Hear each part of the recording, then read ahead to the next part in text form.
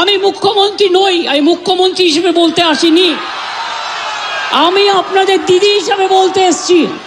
রাজ্যের মানুষের ভাবনা কিন্তু যে দিদি নয়, দিদি নয় প্রশাসক মুখ্যমন্ত্রী চাই, দিদি নয় প্রশাসক দক্ষ মুখ্যমন্ত্রী চাই, দিদির আবেগ দিয়ে ভাসিয়ে দিয়ে আন্দোলনকে স্তব্ধ করা যাবে না। আগামী দিনে মানবেন, আপনারই বক্তব্য যে প্রতিশ্রুতির কোনো মূল্য নেই, প্রতিশ্রুতি নির্ভেজাল নয়, ভেজাল হয়, প্রতিশ্রুতি সত্য নয়, প্রতিশ্রুতি প্রতিশ্রুতি। তাহলে আজকে আপনার প্রতিশ্রুতিতে ডাক্তারবাবুদের মানে আশ্বাসে চিরে ভিজবে কী করে? ডাক্তারবাবুরা কি করে নিশ্চিত হবে যে আপনি কেবলমাত্র আন্দোলনটাকে বন্ধ করে দেওয়ার জন্যই এই ধরনের দিদিগিরি করছেন? কিন্তু প্রশাসন তো ইমোশন দিয়ে চলতে পারে না, প্রশাসন তো চা খাওয়া দিয়ে চলতে পারে না, প্রশাসন তো কালকে রাতে তোমরাও ঘুমাওনি আমিও ঘুমাওনি এই দিয়ে চলতে পারে না। প্রশাসন দাবি করে একটা অবজেক্টিভ অ্যাডমিনিস্ট্রেশন। 2019 সালে লোকসভা নির্বাচনের আগে 27শে মার্চ, যদি সময়টা আমি যদি ভুল না করি থাকি, 27শে মার্চ যখন এসএসসির কর্মপ্রার্থীরা তারা যখন ধর্মঘট চালাচ্ছে, 26 দিন না 27 দিন তাদের ধর্মঘট হয়ে গেছিল, তারপরে মমতা বন্দ্যোপাধ্যায় গিয়ে আশ্বস্ত করেছিলেন যে ভাই তোমরা আমার ভাইয়ের মতন অমুক তমুক, এবং তাদেরকে পরিষ্কার বলেছিলেন তোমাদের চাকরি টাকরি হয়ে যাবে ইত্যাদি নানা প্রতিশ্রুতি দিয়ে বন্যা 2019-এ এসএসসি চাকরি প্রার্থীদের অনশন থেকে সরিয়েছিলেন। ও বাবা, যেই না মানে ওনার প্রতিশ্রুতি যেই না মানে লোকসভা নির্বাচন হয়ে গেছে, চাপ কমে গেছে, বাস সব ভুলে গেছে। এবং মানে এসএসসি প্রার্থীরা যে ভুলটা করেছিল এই জুনিয়র ডাক্তারবাবুরা করতে রাজি নন।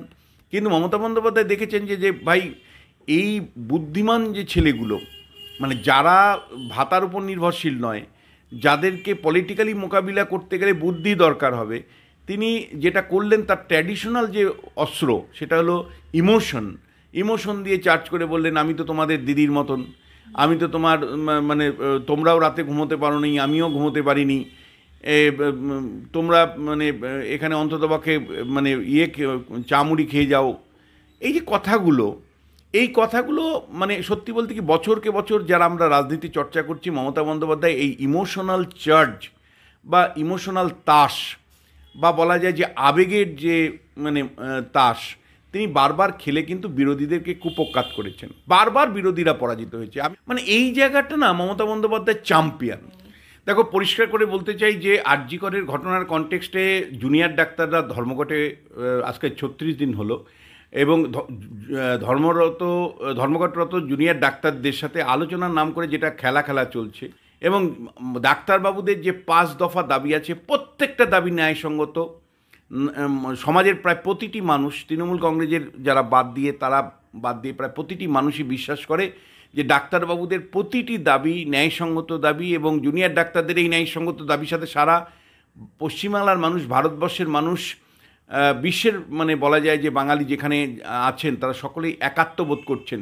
এইরকম অবস্থাতে জুনিয়র ডাক্তারদের ধর্মঘট থেকে সরানোর নানা উপায় রাজ্য সরকার এবং তৃণমূল কংগ্রেস তারা বাঁচছে। কখনো কখনো ভুল ভিডিও দেখাচ্ছে, ফেক ভিডিও দেখানো হচ্ছে, কখনো কখনো মানে সুপ্রিম কোর্টের ডকুমেন্টেশনের মধ্য দিয়ে চাপ তৈরি করা হচ্ছে, কখনো কখনো মানে তৃণমূলের বিভিন্ন স্তরের নেতারা হুমকি দিচ্ছেন যে ডাক্তারবাবুদের দেখে নেওয়ার জন্য, কখনো কখনো ডাক্তার মানে তৃণমূলের একাধিক নেতা, ভরতপুরের বিধায়কের থেকে শুরু করে একেবারে অরূপ খান থেকে শুরু করে তৃণমূলের উদয়ন গো থেকে শুরু করে লাভলি মিত্র, তারা সকলেই প্রায় হুমকি সুরে জুনিয়র ডাক্তারদেরকে সবক শেখাতে চাইছেন। কিন্তু যখন কোনোটাই হলো না, অর্থাৎ ফেক ভিডিও বা ভুল ভিডিও বা সোশ্যাল মিডিয়ার মাধ্যমে ডাক্তারবাবুদের গণশত্রু করা গেল না, যখন মানে সুপ্রিম কোর্টের বক্তব্যের পরেও ডাক্তারবাবুরা ধর্মঘট থেকে সরলেন না, যখন সারা ভারতবর্ষের ডাক্তারবাবুরা জুনিয়র ডাক্তারদের ধর্মঘট এবং দাবির সাথে সহমত করলেন, যখন সমাজের সর্বস্তরের মানুষ জুনিয়র ডাক্তারবাবুদের পাশে আছেন, গরিব চাষি সে তার জমি থেকে শশা নিয়ে চলে এসছে ডাক্তারবাবুদের খাওয়ানোর জন্য, অভূতপূর্ব আবেগ মানুষের, এবং ডাক্তারবাবুদের প্রতিটি বক্তব্য ন্যায্য বলেই এই আবেগ। তখন মমতা বন্দ্যোপাধ্যায় বা তৃণমূল নেত্রীরকে যারা আমরা রাজনীতি চর্চা করি, তার কাছে হলো মানে offence is the best defence. তার রাজনৈতিক স্ট্র্যাটেজিটাই হলো যে ভাই আমি অফেন্সিভ অবস্থান নিব, যাতে করে বাদ বাকি সবাই আমার প্রতিপক্ষ ডিফেন্সিভ হয়। এবং মমতা বন্দ্যোপাধ্যায়ের সবচেয়ে বড় তুরুপের তাস হলো ইমোশন দিয়ে চার্জ করো। ধরো আমি তোমায় দু একটা উদাহরণ দিলে তোমরা বুঝতে পারবে। সিঙ্গুর নন্দীগ্রাম পর্বেও তিনি ইমোশনের অবস্থান নিয়েছিলেন। 21শে জুলাইয়ের ঘটনার পরেও ইমোশনালি তিনি চার্জ করেছিলেন। কংগ্রেসে থাকাকালীন তিনি কত অসহায় এবং মানে সোমেন গোষ্ঠীর দ্বারা কীভাবে অবহেলিত সেটা ইমোশনালি তিনি দেখতেন। কেন্দ্রীয় সরকার তখন কেন বামেদের সরাচ্ছে না, 356 ধারা জারি করছে না, ইমোশনালি চার্জ করেছেন। একটার পর একটা ঘটনা আমি তোমায় বলছি, এই সম্প্রতি কয়েকটা ঘটনা আমি তোমাকে বলি যেখানে তিনি ইমোশনালি চার্জ করেছেন। ধরো নন্দীগ্রামে পা মুচকে যাওয়ার পরে তিনি ইমোশনালি চার্জ করেছেন এবং প্রত্যেক মানে ওই প্লাস্টার নিয়ে বিভিন্ন জায়গায় ঘুরে বেরিয়েছেন। যেদিন ভোট শেষ প্লাস্টার খুলে ফেলেছেন এবং প্লাস্টার প্রত্যেকটা মানুষকে দেখাতেন যে বিজেপি কীভাবে মেরে ফেলেছে পা দিয়ে। এখনও তিনি বলেন যে সারা দেহই তার ভাঙা। ইমোশনালি চার্জ করেন উনি সবসময়, এবং এই ইমোশনালি চার্জ করে কিন্তু বিরোধীদেরকে বারবার পরাজিতও করেন। আমি যার জন্য তুমি দেখবে বারবার বলি যে শুভেন্দু অধিকারীর মধ্যে ইমোশন নেই, যে মানে চোখে জল ফেলে দিতে হয়। যেমন আমার 21শে একটা মানে বিভিন্ন সভাতে মমতা বন্দ্যোপাধ্যায় বলতেন, মাগো তোমরা কত দূর থেকে এসেছো, কত কষ্ট করে এসছো, তোমাদের চরণও ধুলি নেই গো মা, ইত্যাদি ইত্যাদি কথাগুলো।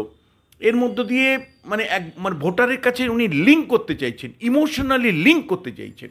এবং সত্যি বলতে কি পশ্চিমবাংলার যখনই তিনি বিপদে পড়েছেন বা তিনি ব্যক্তিগতভাবে বা রাজনৈতিকভাবে বা তার দল যখন কোনো অসুবিধায় পড়েছে বা সরকার অসুবিধায় করেছেন, তিনি সঙ্গে সঙ্গে ভিকটিম কার্ড খেলেছেন।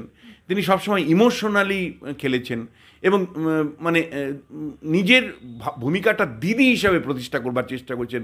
আমি তোমাদের বাড়ির বাসনও মেজে দিতে পারি, এই যে কথাটা, আমি তোমাদের বাড়ির বাসনও মেজে দিতে পারি, মানে অ্যাজ ইফ যেন আমার বাড়ির লোক। এই ইমোশনালি চার্জ মানে মানে উনি পার্সোনালাইজ করে নিচ্ছেন। উনি বলছেন আমি তোমার বাড়িতে বাসনও মেজে দিতে পারি।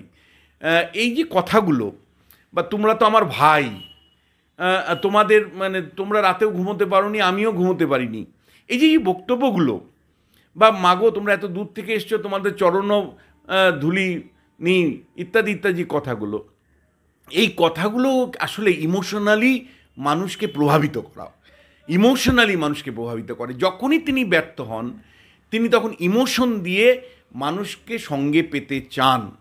এবং ডাক্তারবাবুদের ক্ষেত্রেও কিন্তু আমি গত 48 ঘন্টার যে তুমি নাটক বলছো, এখানে পরিষ্কার করে বলতে দেখো 5টা যে দাবি করেছেন সেই 5টা দাবি ন্যায্য, কিন্তু কোনো দাবি উনি মানবেন না। এবার না মানানোর জন্যই এই গল্পটা। এবং সেখানে কী হচ্ছে, অন্যবার কী হচ্ছে, ইমোশনালি উনি চার্জ করে বেরিয়ে গেছেন। ধরো এসএসসির কর্মপ্রার্থীরা যখন ওইরকম একটা আন্দোলন গড়ে তুলেছিল, 26-27 দিনের মাথায় উনি গিয়ে প্রতিশ্রুতি দিলেন 2019 সালে লোকসভা নির্বাচনের আগে মার্চ মাসে 27 তারিখ, যে ভাই তোমরা তুলে নাও, এই করবো, তোমরা তো আমার অমুকের মতন, তোমার তো এই, মানে এই জায়গাটা না মমতা বন্দ্যোপাধ্যায় চ্যাম্পিয়ন।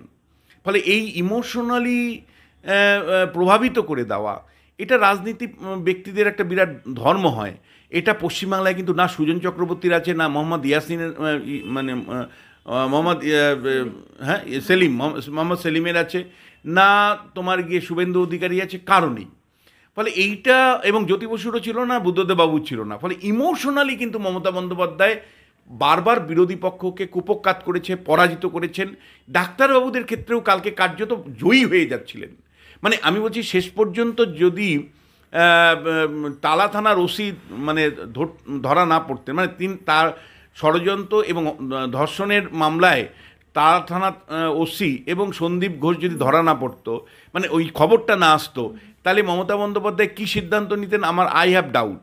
হয়তো তিনি ওই মুহূর্তে আর স্থির থাকতে পারেননি, আর আলোচনা করে কি হবে এই ভাবনা কাজ করেছে কিনা। কেন আজকে আনন্দবাজার কাগজে আমি এরকম একটা সেন্স দেখলাম যে মানে হয়তো এমন হতে পারে যে, দেখো এটা আমি নিশ্চিত করে বলতে পারছি না, এমন হতে পারে, মানে আমি একটা অনুমানের জায়গা থেকে বলছি যে এমন হতেই পারে যে যেই মুহূর্তে সংবাদটা এসে গেছে তালা থানা ওসি গ্রেপ্তার হয়ে গেছে, বা এই ষড়যন্ত্র এবং ধর্ষণের মামলায় সন্দীপ ঘোষের মতন লোককে সিবিআই গ্রেপ্তার করেছে, তখন কিন্তু একটা মানে আশঙ্কা, আতঙ্ক বা যে কারণেই হোক, মানে বিরক্তি যে কারণেই হোক, মানে আলোচনা থেকে সরে আসলেন। মানে নাহলে কিছুক্ষণ আগ পর্যন্ত যাদেরকে মানে চা খাওয়ানোর অফার দিচ্ছিলেন তাদেরকে কিছু সময়ের মধ্যেই চন্দ্রিমা ভট্টাচার্য এসে বললেন যে আলোচনা হবে না। এবং তারা মানে ডাক্তারবাবুরা, জুনিয়র ডাক্তারবাবুরা রাজি হয়ে গিয়েছিলেন যে না ঠিক আছে, ভিডিও হবে না, লাইভ স্ট্রিমিং হবে না, সব দাবি মেনে নিলেন তাদের। এবং মিটিং মিনিটসের গল্প তো একসময় মমতা বন্দ্যোপাধ্যায় বলেছিলেন। তাহলে এই মিটিং মিনিটসের রেখে এটি তো মানে যে কোনো মিটিং হবে, মিটিংয়ের মিনিটস থাকবে, মানে মিটিংয়ের ধারা মানে কার্যবিবরণী থাকবে, তাতে দুই পক্ষ সই করবে। এটা পৃথিবীর সব দেশেই নিয়ম, সব দেশেই নিয়ম। তাহলে হঠাৎ করে ওখান থেকে সরে আসলেন কেন? কেন ওদেরকে সরিয়ে দিলেন বা আলোচনার থেকে বিরত রাখলেন? তাহলে কি টালা থানার ওসির গ্রেপ্তার এবং সন্দীপ ঘোষের গ্রেপ্তারের একটা মানে শোনার পরে মানে তিনি আলোচনার মনে ছিলেন না, আলোচনার থেকে মানে আলোচনার মানসিকতায় ছিলেন না, মানে ওই মুহূর্তে ওই ক্রাইসিস ম্যানেজ করবার জন্য বা ওই ক্রাইসিসের রেসপন্স কী হবে সেইটা নিয়েই ব্যস্ত হয়ে পড়লেন। সেই জন্যই কি ডাক্তারবাবুদেরকে সরিয়ে দেওয়া হলো এবং ফেরত পাঠানো হলো? কিন্তু আমি তোমায় বলতে পারি যে মানুষ কিন্তু দিদিকে চাইছে না, মানে ইমোশনাল দিদি, ইমোশনাল চার্জ করা দিদিকে চাইছে না। মানুষ কিন্তু চাইছে, খুব পরিষ্কার করে বলতে পারি, প্রশাসনিক মমতা বন্দ্যোপাধ্যায়কে, দক্ষ প্রশাসনিক মমতা বন্দ্যোপাধ্যায়কে মানুষ চাইছে, আর ইমোশন নয়। দিদিকে বলো কর্মসূচি হয়েছে অনেক, প্রচুর, দিদিকে বলো কর্মসূচি হয়েছে, চায়ের আপ্যায়ন প্রচুর হয়েছে। তোর শরীর কেমন আছে রে, তুই মানে আজকাল কেমন আছিস রে, অমুক তমুক, অনেক এই ধরনের না সামাজিক গল্পগুলো হয়েছে। মানে এই সামাজিক গল্পগুলো ঠিক আছে তার মতন করে তিনি করেন, সেটা রাজনীতির পার্ট। ফলে এখানে কিন্তু আমি তোমায় বলছি, ডাক্তারবাবুদের যদি মানে ইস্যুটা যদি সত্যি সমাধান করতে চাইতো রাজ্য সরকার, তাহলে মানে মিটিং মিনিটসে রাজি হওয়া উচিত ছিল। মানে মিটিংয়ে না ভিডিও, মানে ভিডিও পর্যন্ত করবে না, এইটাতেও রাজি হয়ে গেল। হ্যাঁ, সব মোবাইল জমা দেওয়া, লাইভ স্ট্রিমিং হবে না, ভিডিওগ্রাফি হবে, মানে ওরা করতে পারবে না, সবতে যখন রাজি হয়ে গেল। যদি সত্যি মমতা বন্দ্যোপাধ্যায় চাইতেন বা তার প্রশাসন চাইতো যে এই সমস্যা মেটাতে চাই, তাহলে কিন্তু কালকে অবশ্যই বৈঠকটা হওয়ার সুযোগ ছিল। ফলে এই বৈঠকটা হলো না কেবলমাত্র রাজ্য সরকারের অনড় মনোভাব, বা রাজ্য সরকার পরিষ্কার বলতে গেলে যে ছেলেগুলোকে নিয়ে মানে ছেলে খেলা খেললো, ছেলেগুলোকে নিয়ে ছেলে খেলা যে করলো, এখানে তফাৎ একটা আছে। এটা যদি বিরোধী দল, রাজনৈতিক দল হতো, তাহলে ওদের কিন্তু ঘোল খাইয়ে ছেড়ে দিত। অতীবে বারবার আমি দেখেছি তৃণমূল নেত্রী মমতা বন্দ্যোপাধ্যায় বা মানে প্রশাসক মমতা বন্দ্যোপাধ্যায়, দুটো ক্ষেত্রে আমি বলবো তিনি ইমোশনকে ব্যবহার করে কিন্তু বিরোধীদের কুপকাত করেছেন। কিন্তু এইখানে ডাক্তারবাবুরা হলেন সমাজের সবচেয়ে বুদ্ধিমান মানুষ। মনে রাখবে যে যদি তুমি র্যাঙ্কিং করো, তাহলে আমি মনে করি যে বুদ্ধির র্যাঙ্কিংয়ে কিন্তু ইঞ্জিনিয়ারদের থেকেও ডাক্তারবাবুরা এগিয়ে। তুমি যদি মেধা তালিকা দেখো, তাহলে পশ্চিমবাংলা বা ভারতবর্ষের মেধা তালিকার সবচেয়ে সেরা যারা ছাত্র, তারাই ডাক্তারবাবু হন। ফলে এবং কি আইএসের থেকেও, আমি আবারও বলছি, আইএস আইপিএস অনেকেই কিন্তু ঘষে মজিয়ে হয়ে যায়। মানে আইএস আইপিএস কিন্তু অনেকেই বছরকে বছর সিস্টেমেটিক স্টাডি করে হয়ে যায়। কিন্তু বহু ক্ষেত্রেই বলতে পারি আমি, বা মেজর ক্ষেত্রেই বলতে পারি, ডাক্তারি যে অল ইন্ডিয়া পরীক্ষা, সেখানে পাশ করাটা কিন্তু বিরাট কঠিন। ফলে সেখানে অত্যন্ত মেধাবী সম্পন্ন ছাত্রছাত্রী, যাদেরকে মমতা বন্দ্যোপাধ্যায় গত বেশ কিছুদিন ধরে ডিল করছেন, জুনিয়র ডাক্তার এই মেধাবী ছাত্রদেরকে যে ইমোশনালি ডিল করা যাবে না, কালকে কিন্তু ওরা প্রমাণ করে দিয়েছে। মানে দিনের শেষে আমি তোমায় বলবো, এই প্রথম আমি দেখলাম, অন্তত আজকের দিন পর্যন্ত আমি কথাটা বলতে চাই, যে মমতা বন্দ্যোপাধ্যায় এই প্রথম ইমোশনালি চার্জ করার পরেও কিন্তু তিনি পরাজিত হলেন। এবং তোমায় বলছি যে নন্দীগ্রামে যখন ওনার পায়ে চোট লাগলো, ওই ভাঙা পা প্লাস্টার করে দিয়ে প্রত্যেক জায়গায় গিয়ে দেখাতেন যে দেখো ভাই, বিজেপি আমাকে মেরে ফেলে দিয়েছে। অথচ ব্যাপারটা আজ পর্যন্ত আমরা জানতে পারলাম না তদন্তের পরে যে কে মারলো, কে দায়ী, আদতেও পাটা কি হয়েছিল, পাটা আদতেও ফ্র্যাকচার হয়েছিল না ফ্র্যাকচার হয়নি, না কি মানে চোট কেবলমাত্র ছিল, কেন মানে যেই ইলেকশন শেষ সেই দিনই কেন প্লাস্টার খুলে দেওয়া হলো, এ বিস্ময়কর। মানে আজও জানি না। কিন্তু তোমায় বলছি, দিনের পর দিন ওই প্লাস্টার পা নিয়ে মমতা বন্দ্যোপাধ্যায় যে চার্জ করেছিল, ইমোশনালি চার্জ করেছিল, তাতে কিন্তু বিরাট সংখ্যক পশ্চিমবাংলার ভোটাররা প্রভাবিত হয়ে তৃণমূলকে ভোট দিয়েছে। আহারে এই আহারে করবার মানে পরিস্থিতি যে তৈরি বারবার তিনি করেছেন, সেই ইমোশনাল মমতা বন্দ্যোপাধ্যায় হলো দিদি। এই ইমোশনাল মমতা বন্দ্যোপাধ্যায়ের দিদি। কিন্তু রাজ্যের মানুষ কি চাইছেন? রাজ্যের মানুষ চাইছেন প্রশাসক মমতা বন্দ্যোপাধ্যায়কে, দক্ষ প্রশাসক মমতা বন্দ্যোপাধ্যায়কে, যেটা তিনি পারছেন না। নাহলে তুমি আমায় বলো, মানে ডাক্তারবাবুদের যে 5 দফার দাবি, প্রত্যেকটা দাবি ন্যায়সঙ্গত। যে আজকে টালা থানার ওসি গ্রেপ্তার হলেন, মানে যিনি ওসির কাজ করেছিলেন, তার বিরুদ্ধে যে অভিযোগগুলো এসেছিল, প্রত্যেকটা অভিযোগের কিন্তু উত্তর রাজ্য সরকার দিতে পারেনি। এমনকি মানে কলকাতা পুলিশ কমিশনার, তিনি প্রেস বিবৃতি করে, আমি যদি ভুল না করি, প্রেস বিবৃতি করে উনি পরিষ্কার বলেছিলেন যে এর সাথে পুলিশের কোনো ইনভলভমেন্ট নেই, পুলিশের কোনো গাফিলতি নেই, এবং পুলিশেরকে কার্যত বলা যে সার্টিফিকেট দেওয়া হয়েছিল। তুমি আমায় বলো যে যেভাবে মানে ক্রাইম সিন নিরাপত্তা দিতে পারেনি, ক্রাইম সিন অল্টার করার অভিযোগ সরাসরি এসছে, ট্যাম্পারিং করবার, এভিডেন্স ট্যাম্পারিং করবার অভিযোগ এসছে, তোমার গিয়ে যেভাবে ময়নাতদন্ত হয়েছে মৃতদেহের, যেভাবে মৃতদেহকে নিয়ে গিয়ে সৎকার করা হয়েছে দ্রুততার সাথে, বাবা মার ইচ্ছার বিরুদ্ধে গিয়ে, মানে যারা চেয়েছিলেন দেহটাকে রেখে দিতে আরেকদিন, মানে সব মিলে তুমি যদি দেখো, বা তারপরে হঠাৎ করে সেমিনারের উল্টো দিকে যে নির্মাণ কাজ, মানে আরেকটি ঘর, সেই তার দেওয়াল ভাঙা শুরু হয়ে গেল, এই মানে সবগুলো যদি তুমি পরপর সাজাও, তাহলে কিন্তু ইতিমধ্যেই মানে যে দুটো হিয়ারিং হয়েছে, সুপ্রিম কোর্ট কিন্তু পুলিশের দিকে আঙুল শুধু দিয়েছে তা নয়, প্রথম 4 দিনের তদন্তর কনটেক্সটে বিচারপতি এই কথাটাও বলেছেন যে তার 30 বছরের অভিজ্ঞতায়, বিচারের অভিজ্ঞতায় তিনি এই ধরনের তদন্ত, মানে গাফিলতি বা এই ধরনের পরিস্থিতি কখনোই দেখেননি। এত বড় কথা বিচারপতি বলার পরে রাজ্য সরকারের নিজের উদ্যোগে তো টালা থানার ওসিকে গ্রেপ্তার, মানে করা হতো, মানে সাসপেন্ড করা উচিত ছিল, এবং মানে সাসপেন্ড হয়তো হয়েছে, কিন্তু আমি বলছি যে তাকে মানে পরিষ্কার তার তদন্ত বা তার উপরস্তরের যারা আধিকারিক ছিল, এমনকি আমি তোমায় বলছি যে পুলিশ কমিশনার বারবার দাবি করেছেন যে এর মধ্যে পুলিশের ইনভলভমেন্ট নেই, আজকে মানে সুপ্রিম কোর্টের বিভিন্ন অবজারভেশন পুলিশ সংক্রান্ত, পুলিশের গাফিলতি সংক্রান্ত, বা কালকে সিবিআইয়ের গ্রেপ্তারির পরে এই প্রশ্নটা তো আসবে যে জুনিয়র ডাক্তারদের যে দাবি যে পুলিশ কমিশনারকে এই পদে আর রাখা যাবে না, এই দাবিটার মধ্যে একটুকু ভুল আছে। ফলে কেন পুলিশ কমিশনারকে মমতা বন্দ্যোপাধ্যায় মানে গাজোয়ারি করে রেখে দিয়েছেন? সমাজ থেকে দাবি উঠছে, সমাজ থেকে দাবি উঠছে পুলিশ কমিশনারের পদত্যাগের, কোর্টের বক্তব্য থেকে প্রকাশ পাচ্ছে, সিবিআই তদন্তের পরে যে গ্রেপ্তারি হলো, সেই গ্রেপ্তারির থেকে পুলিশের ইনভলভমেন্টের প্রশ্নটা আসছে। তাহলে পুলিশ কমিশনারকে কেন অপসারণ করছেন না? এবং আজকে টালা থানার ওসি অথবা তুমি সন্দীপ ঘোষ, তাদেরকে মার্ডার এবং রেপের মামলায় যে গ্রেপ্তার করা হয়েছে, এই প্রশ্নটা আসবে। টালা থানার ওসি কি সত্যি নিজের উদ্যোগে করেছিলেন, নাকি কার নির্দেশ ছিল? মাথাটাকে, সেই মাথাকে কি মানে ধরার দাবি উঠবে না সমাজ থেকে? বারবার আমরা যেটা দেখছি যে তদন্তটা পিরামিডের মিডিল স্তরে থাকছে, বহু ক্ষেত্রেই দেখতে পাচ্ছি না আমরা যে এইটা উপস্তরে যাচ্ছে। সেটা তুমি যদি দেখো, মানে সারদা নারদা ইস্যুতে যদি দেখো, কয়লা তদন্তে দেখো, তুমি যদি শিক্ষক দুর্নীতির ক্ষেত্রে দেখো, মানে রেশন দুর্নীতি দেখো, সর্বোচ্চ পর্যায়ে এটা তো হতে পারে না কোনো মন্ত্রী নিজের থেকে টাকা নিচ্ছেন। তাহলে মন্ত্রীর এই যে ইকোলজিটা পেলেন, দুর্নীতির ইকোলজিটা পেলেন, সে কার নির্দেশে পেলেন, কার প্রশ্রয়ে পেলেন, কি কারণে পেলেন? তাহলে যারা সেইগুলোতে রেসপন্সিবিলিটি, তাদেরকে কি ধরা হবে? এই প্রশ্নটা আসছে। ফলে টালা থানার ওসি, প্রাক্তন ওসি অবশ্যই, এবং যে তোমাকে বলছি যে সন্দীপ ঘোষের গ্রেপ্তারির পরে সর্বোচ্চ পর্যায়ের গ্রেপ্তারি নিয়ে কিন্তু প্রশ্ন, যেটা ডাক্তারবাবুর ইতিমধ্যে রেখেছেন, এটা মমতা বন্দ্যোপাধ্যায় যে সত্যি আলোচনাটাকে ফলপ্রসূ করতে চান, তাহলে এই দাবিটা মানতে হবে। একইভাবে স্বাস্থ্য আধিকারিক কী করে অস্বীকার করেন তার দায়?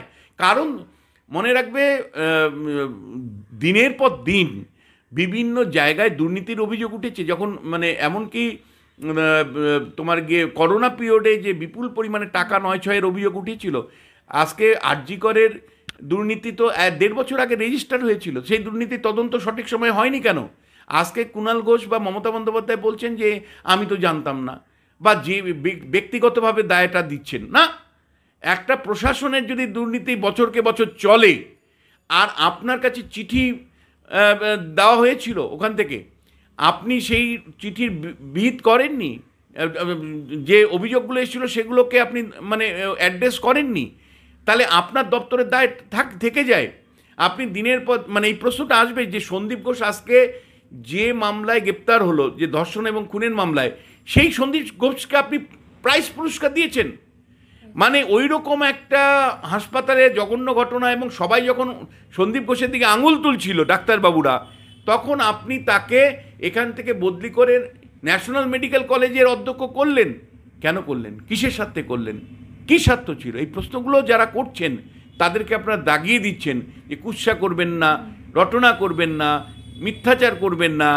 কিন্তু আসল গল্পটা হলো যে আপনি ফেল করছেন, আপনার দপ্তরে দুর্নীতি হচ্ছে, আর মানুষ যখন প্রশ্ন করছে তখনই বলছেন কুৎসা করবেন না, রটনা করবেন না, মিথ্যে কথা বলবেন না।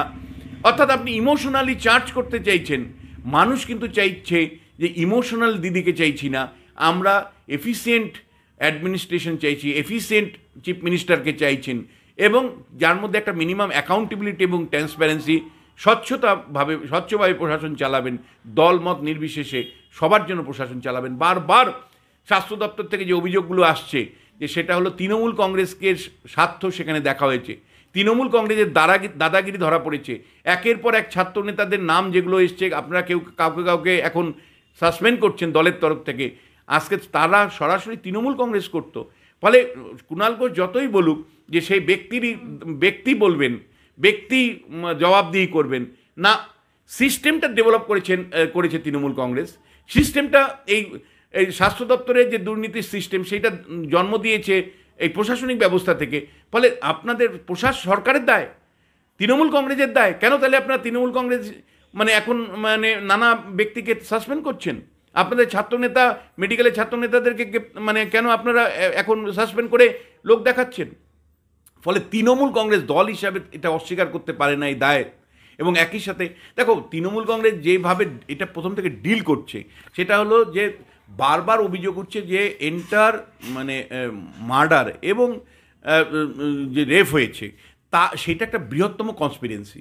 এবং অনেক ডাক্তারবাবুরা যেটা বলবার চেষ্টা করছেন বারবার, যে করাপশন এবং মার্ডারের সরাসরি সম্পর্ক আছে, করাপশন এবং মার্ডারকে আলাদা করা যাবে না। এবং একই সাথে বলছে যে মার্ডার বা এই রেপ হয়ে যাওয়ার পরে একটার পর একটা ঘটনা প্রমাণ করছে যে কোনো একটা জায়গায় ধামাচাপা দেওয়ার চেষ্টা করা হয়েছে, এবং সেটা স্টেট স্পন্সর্ড ধামাচাপা, যেটা নিয়ে কিন্তু বারবার আদালত থেকে প্রশ্ন উঠছে, সমাজ থেকে প্রশ্ন উঠছে, ডাক্তারবাবুরা প্রশ্ন করছে এই স্টেট স্পন্সর্ড ধামাচাপা দেওয়া। এখান থেকেই যে বৃহত্তম বিচারের যে দাবি জুনিয়র ডাক্তারবাবুরা তুলছেন সেটা হলো যারা ইমিডিয়েটলি রেসপন্সিবল, যেমন স্বাস্থ্য আধিকারিক, স্বাস্থ্য আধিকারিক, কলকাতা পুলিশ কমিশনার, তাদের পদত্যাগ তো ইমিডিয়েট করা উচিত, বা মমতা বন্দ্যোপাধ্যায় তাদেরকে ওই পদ থেকে অন্য পদে নিয়ে যাওয়া উচিত। কেন নিচ্ছেন না? এত দম্ভ কিসের? কেন ডাক্তারবাবুদের দাবিগুলো আপনারা মানছেন না? আগামী দিনে মানবেন। আপনারই বক্তব্য যে প্রতিশ্রুতির কোনো মূল্য নেই, প্রতিশ্রুতি নির্ভেজাল নয়, ভেজাল হয়, প্রতিশ্রুতি সত্য নয়, প্রতিশ্রুতি। তাহলে আজকে আপনার প্রতিশ্রুতিতে ডাক্তারবাবুদের আশ্বাসে চিরে ভিজবে কী করে? ডাক্তারবাবুরা কি করে নিশ্চিত হবে যে আপনি কেবলমাত্র আন্দোলনটাকে বন্ধ করে দেওয়ার জন্যই এই ধরনের দিদিগিরি করছেন? কালকে আপনি হয়তো আজকে যে প্রতিশ্রুতি দিচ্ছেন কালকে পালন করবেন না। এসএসসির কর্মপ্রার্থীরা কিন্তু আশ্বাস পেয়েছিল বটে, আশ্বাস পূরণ হয়নি। এরকম অসংখ্য ঘটনা। এর আগেও জুনিয়র ডাক্তাররা যখন আন্দোলন করেছিল তখন একাধিক দফা নিয়ে তারা আন্দোলন করেছিল, সেই দাবিগুলো কিন্তু পূরণ হয়নি, অধিকাংশ ক্ষেত্রেই পূরণ হয়নি। এবং এখন আপনারা যেটা করবার চেষ্টা করছেন যে তাদেরকে এতদিন পর্যন্ত ওদেরকে ভয় ভীতি সন্তুষ্ট করবার চেষ্টা করেছেন, কিন্তু ডাক্তারবাবুরা যেহেতু ভাতা নেন না, ডাক্তারবাবুরা যেহেতু আপনাদের উপর নির্ভরশীল নয়, ফলে ডাক্তারবাবুরা দমেনি। উল্টো সারা ভারতবর্ষের ডাক্তার্স অ্যাসোসিয়েশন তাদের পক্ষে কথা বলছেন। এখন আপনারা চাইছেন ইমোশনালি চার্জ করতে, ইমোশনালি চার্জ করে এটা গ্রামের গরিব মানুষ ভার্সেস ডাক্তারবাবু, গ্রামের গরিব মানুষ ভার্সেস ডাক্তারবাবুর লড়াইয়ে নিয়ে যেতে চাইছেন, ডাক্তারবাবুদের গণশত্রুতে পরিণত করতে চাইছেন, একটা ক্লাস বা শ্রেণীগত বিভাজন তৈরি করবে এই আন্দোলনটা, ডাক্তারবাবুদের ডিফেস করতে চাইছেন। কিন্তু জুনিয়র ডাক্তাররা হলো সমাজের সবচেয়ে ইন্টেলেকচুয়াল, যাদের বিচার বুদ্ধি যে কোনো স্তরের উন্নত যে কোনো মানুষের থেকে উন্নত মানের। ফলে এই জুনিয়র ডাক্তারবাবুরা কিন্তু সহজে ইমোশনালি চার্জ হয়নি কালকে। মানে প্রথমে সকালবেলা মনে হচ্ছিল গতকাল যখন আপনি তাদের ধর্নামঞ্চে গিয়েছিলেন, যে মনে হচ্ছিল অফেন্স ইজ দ্য বেস্ট ডিফেন্সের পার্ট হিসাবে আপনি ধর্নামঞ্চে গেলেন এবং সেখানে যেভাবে আপনি বক্তৃতা করলেন তাতে আপনি দিদি হিসাবে নিজেকে তুলে ধরলেন এবং আমার ধারণা ছিল দিদি হিসাবে চার্জ করে আপনি যেমন বিরোধীদেরকে বারবার কুপোক্ষাত করেছেন ঠিক একইভাবে হয়তো ডাক্তারবাবুদেরও করবেন। কিন্তু দিনের শেষে আমি দেখলাম যে দিদিগিরির বাইরে গিয়ে কিন্তু প্রশাসক মমতা বন্দ্যোপাধ্যায় বা প্রশাসক মুখ্যমন্ত্রী হিসাবে কিন্তু আপনি উঠে আসতে পারলেন না। ডাক্তারবাবুদের ন্যায্য দাবিগুলো পূরণ করবার জন্য যে আলোচনা, সেটা কিন্তু কার্যত আপনারা বন্ধ করে দিলেন। কারণ নর্মালি একটা মিটিং হলে মিনিটস থাকবেই, এটা পৃথিবীর সব দেশের নিয়ম, সব মিটিংয়েরই নিয়ম। এমনকি আমরা যে ছোট ছোট সংগঠনের মধ্যে যুক্ত আছি, মানে শিক্ষা সংক্রান্ত, সেখানেও যে কোনো একটা কমিটির মিটিং হলে মিটিংয়ের মিনিটস লেখা হয়। ফলে কেন আপনি রাজি হলেন না মিটিং মিনিটস, বা আপনি কেন কালকে আলোচনায় বসলেন না? তাহলে কি শেষ পর্যন্ত আপনি ওই 5টা দাবির সাথে সহমত নন? মানে নির্ভয়ার বা তিলোত্তমার ন্যায় বিচারের সাথে আপনারা একমত নন, চাইছেন না? বা এই যে সিবিআই তদন্ত এখন যেখানে গিয়ে পৌঁছেছে, শেষ পর্যন্ত দেখা যাচ্ছে যে স্টেট স্পন্সর্ড এই এন্টার ঘটনাটা, এই অভিযোগটা কিন্তু সারবর্তা শেষ পর্যন্ত কি প্রতিষ্ঠা পেতে যাচ্ছে? কারণ যেভাবে সিবিআই দুজনকে ধরেছে তথ্য প্রমাণ লোপাটের জন্য, এবং শেষ বিচারে তথ্য প্রমাণ যারা যারা লুট করেছেন, যাদের নির্দেশে লুট করেছেন, তারা যদি সব ধরা পড়ে, অন্ততপক্ষে ন্যায় বিচারের একটা পার্ট সম্পূর্ণ হলো, এটা আমরা বলতে পারবো। আগামী মঙ্গলবার দিন সুপ্রিম কোর্টের যে হিয়ারিং আছে ভীষণ গুরুত্বপূর্ণ। নিশ্চয়ই আপনারা ডকুমেন্টেশন করে ফেলেছেন যে ডাক্তারবাবুদের আমরা ডেকেছি, অমুক করেছি, তমুক করেছি, কিন্তু শেষ বিচারে রাজ্যের মানুষ কিন্তু দেখেছে যে ডাকা নাম হয়েছে, মানে ডাকা নাটক হয়েছে, মানে আলোচনার নাটক অনেক রকম হয়েছে, কিন্তু শেষ বিচারে কিন্তু আলোচনা হয়নি। ডাক্তারবাবুদের খালি হাতে ফিরে আসতে হয়েছে আলোচনা ছাড়াই। ফলে একেবারে দিনের শেষে এই প্রশ্নটা আসবে যে আপনারা আদত কতটুকু আন্তরিক ছিলেন এই আলোচনা সম্পূর্ণ করবার জন্য, নাকি সুপ্রিম কোর্টে মঙ্গলবার দিন হিয়ারিংয়ের জন্য যে এভিডেন্সগুলো দরকার, যে আমরা দেখো কত আন্তরিক ছিলাম মাননীয় বিচারক বা my lords, we are very sincere, আমরা অবশ্যই সিনসিয়ার ছিলাম, কিন্তু ডাক্তারবাবুরাই সিনসিয়ার ছিলেন না। এবং এই ডকুমেন্টেশনের জন্যই শুধু ডাকা খেলা, আলাপ আলোচনার খেলা হলো কিনা, সেটাই বৃহত্তম প্রশ্ন।